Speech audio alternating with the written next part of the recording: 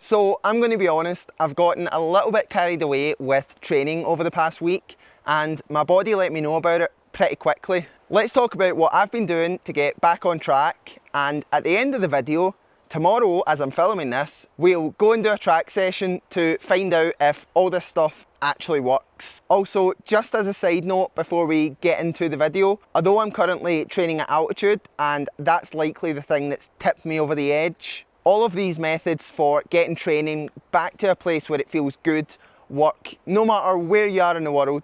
So let's go back in time 8 days. I arrived here in Font-Romeu, 6,000 feet above sea level on Sunday afternoon, and after a 12-hour travel day, decided to take the whole day off running, which was probably the only good training decision that I made at the start of last week. Monday's easy run was way too quick. Tuesday's threshold session was too quick. Wednesday's easy run was done up a mountain. Thursday's easy run was way too quick. Does anyone want to guess how the Friday session went? That's right, it went terribly. So I immediately jumped on a video call with my coach. Honestly, a little bit fed up with how running had been going for the 4 weeks since my 10k PB. And we just chatted through everything that we felt needed to be done between the Friday where we were until Tuesday in order to get the best session possible done. So one of the things that my coach said that really stuck out to me in this call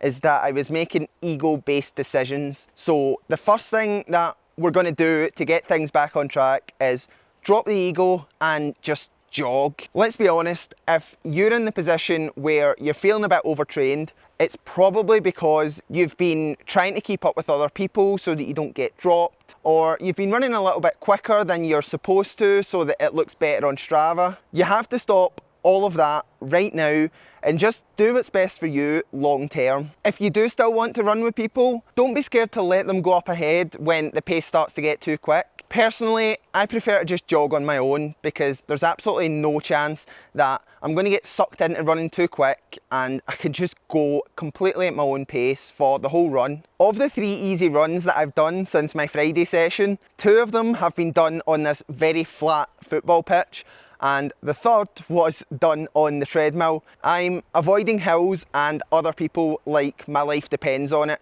and you should too if you're feeling like this. Fitness comes from consistency, not from hammering every run and trying not to get dropped. The second thing that we're going to do is we're going to just completely forget about splits at the moment. Anyone who watched my last video will have seen that I stopped checking my watch as soon as things started to go a bit wrong, and that worked really well on that session, but it also works over a bit of a longer time period. Sometimes all you can do when things are starting to feel a bit rough is go out and work hard and see the splits at the end, and then if after 1 or 2 sessions those splits start to become more like what you'd expect, then you can start caring about the splits again. But at the moment, we just have to do the right things, and that's going to be working to the effort that's realistic and not trying to force anything that might not be there quite yet. Of course, if you've went completely over the edge, you should probably miss a few sessions, but I don't feel like I've let myself get to that point. I think I caught it just before I got there so that I'm able to still maintain my routine and just pull back the intensity on the easy runs, but still get everything done. The third thing that we discussed, and this is an absolute must, is we have to prioritise sleep. Get off your phone, get off Netflix, and just go to sleep. If you're able to nap, you should 100% do that as well. Even just lying down with your eyes closed is going to help recovery so much more than scrolling through TikTok. On Saturday, I had a 45-minute nap, and then at night slept for 11.5 hours. And it wasn't until I woke up on Sunday morning that I realised how bad I'd been feeling in daily life. Like, I just woke up and I felt normal, and it was amazing. It's very unlikely that I'll sleep for that long again on this training camp, but I'll always aim to get about 9 hours of sleep, and if I'm doing a session in the morning or if I'm doing a double run, I will also make sure that I get a nap after lunch. The fourth thing that is really going to get your training back on track is related to nutrition. If you're training hard, you have to be eating enough calories to fuel that training. I definitely don't struggle in this area just ask my dad. But especially when I'm up here at altitude, it's just something to really be mindful of. Make sure that I'm nailing and not having to worry about being underfueled. I'm the third fastest marathon runner who's staying in our house, so you'll probably expect that our fridge is full of healthy food, but I can assure you that it's absolutely not. There's chocolate in the cupboards, there's Coke in the fridge, and there's ice cream in the freezer. You need to be getting calories in, and if you're trying to avoid unhealthy foods or portion control, you're just not going to be recovering enough to sustain a long-term high training load. Don't get me wrong, our meals are very healthy and we do eat a lot of fruit and veg, but if that's all I ate, I don't expect that I would ever get myself out of this hole. A second important point to nutrition is hydration. Unless I'm out for a run, I have a bottle with me at all times, and quite often that has some form of electrolytes in it, and this is especially important when you're at altitude or when the weather's hot, or even just when you're feeling a bit crap like I am right now, or like I was 2 days ago, because I feel way better now. So that's all the bigger things that I'm focusing on to make sure that I can smash the next 3 weeks of training camp. But there are also some smaller things that you can do to just help give you another little boost and help you to feel better. So the sixth thing that I want to talk about is something that I'll always do when I'm feeling a bit rough or if I've got a race coming up, and that is go for a massage. I got the most intense massage of my life yesterday, and I feel like I've got 2 brand new legs today. This wouldn't do a lot in isolation if you aren't prioritising the other stuff, and that's the same for the rest of the things that I'm going to mention in this video, but any little boost is welcome at this point. I also spent some time in recovery boots, which you may have seen on my Instagram story, but I'm honestly not really convinced that they do that much. They're not mine, and they were just lying around in the house, so I thought I would give them a go. And yeah, I may have been a little bit too far gone for them to make any noticeable impact, so I am willing to try them again with an open mind, but at the moment I don't think this is something that you should be prioritising, and it's not going to be the magic bullet that stops you from getting overtrained. I wrote down a couple more things that we chatted about on the call, and I'm going to group them all together as number 7, which is mindset. If I'm honest, and I always am on the channel, my mindset has not been the best in the past 4 weeks since running my 10k PB. Coming off such a big performance and getting back into training after a really short break has been pretty hard, and I haven't been loving getting out and training hard and feeling a bit crap. Running sub 29 is so much quicker than anything I ever thought I could do. It couldn't even have been considered a goal until 6 months ago, honestly. But a couple of things that work well to get my head back in the game are listening to good podcasts. I listened to a podcast with Josh Kerr on my run on Saturday, and although I grew up racing him and have listened to loads of his podcasts, his mindset and his approach to running and being the best just always gives me a push to do the right things and really focus on the process. On the flip side of focusing on the process, really visualising the outcome is also a great way to stay focused on what you're doing even when stuff is hard. Training might not be as fun as you want it to be right now, but running that last 400 metres in Berlin, knowing that you're on for a PB and just visualising that when you're out doing a hard session, it's going to be amazing. And you need to do the training, you need to go through those hard days to get there. And I know for a fact that I'm not going to regret this training that I'm doing right now. Finally, on mindset, just chill out. Don't worry about stuff. Don't worry about how the session's going to go or what times you're going to run.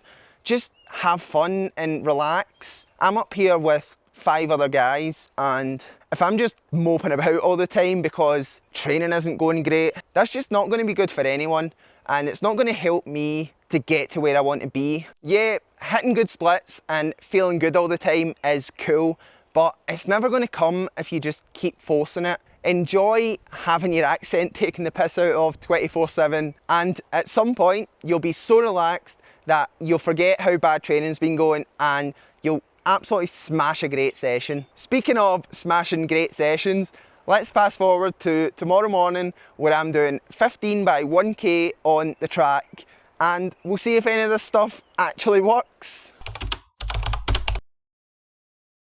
So it's the next day and I've just finished warming up here at the track in Font-Romeu. I've left absolutely no stone unturned in terms of trying to get a good session today. I had Nomio first thing when I woke up, I had bicarb after my breakfast, and I'm wearing Josh Lunn's fresh Pro 4s for the first time ever for the session. Haven't actually tried them on yet, so if they don't fit me I won't be wearing them, but if I don't have a good session today then I'm not really sure what I have to do. As I already mentioned, the session today is 15 by 1k. I will take 90 seconds standing recovery. Plan to start out around half marathon effort. I think up here we're at 6,000 feet, that'll be around 3:10s, maybe just under, but I'll hope to get quite a bit quicker than that. I'm feeling confident that I can have a good one today and I can get down below 3 minutes for those Ks in the second half. And yeah, just hoping for a really positive experience that I can take forward into the rest of the training camp. So let's finish up with the warm up, try on these Pro 4s and get going. This is my first time ever having my feet in Pro 4s, so let's go and do 1k at threshold and see how they feel.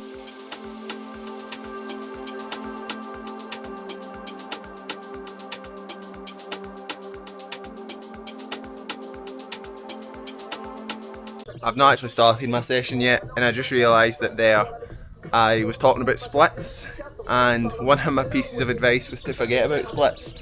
That just shows how difficult it is, but yeah, I kind of hopefully know what's realistic today and can just start there and we'll see what happens. I'll know at the end if it's a good day or not regardless of splits, but just about ready to go. The boys are still rolling.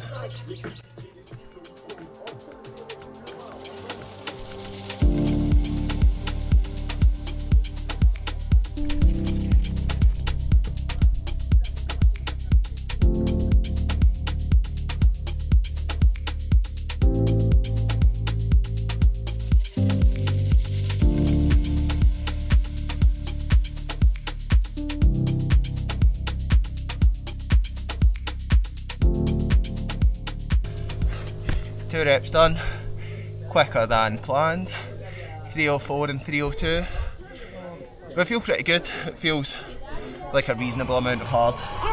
The only slight issue is that it's a bit hot, but we're fine. I'm just going to keep it there, keep it somewhere between 3:02 and 3:04 hopefully in the next few reps, and then the second half can pick it up a little bit if I'm still feeling good, but way better than any session I've done recently, so let's keep it going.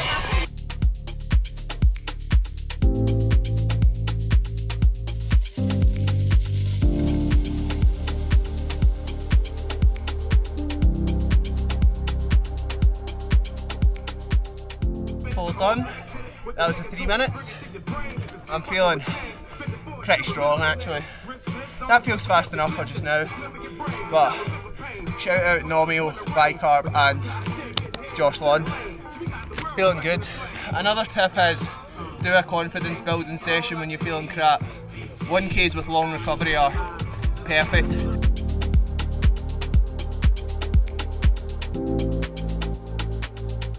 Six reps done. Confidence has went from here to here in like 26 minutes. Very, very good stuff. Let's keep it going now. Would be good to average under 3 minutes there.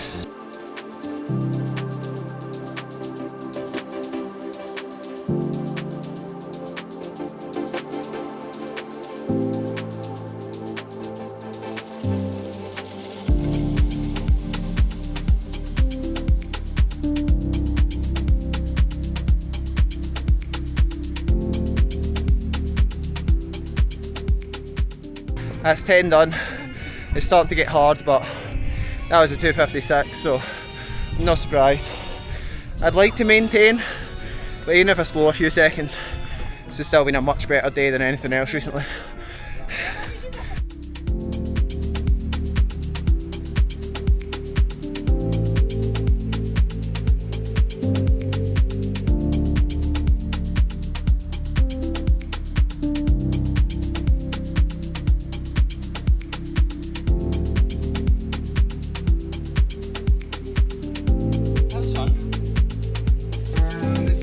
forgot to record it on my app.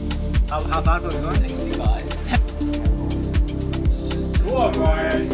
Come on, Ryan. I'm still going though.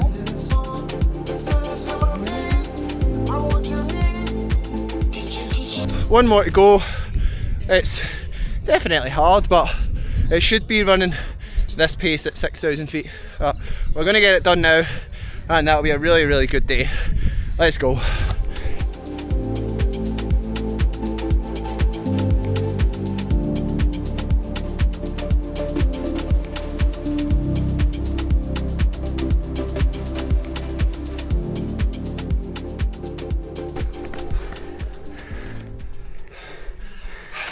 Done. 250.5. If I'd known there might have been a sub 250 in there, I'd have went to the hands. But that's a big step forward. Boom. Cheers, mate. Session. Well, had a very good session, didn't we? Very good. So that's the session done. I don't know what the average was yet. It was definitely sub 3 minutes, but I'll put that on the screen for you now.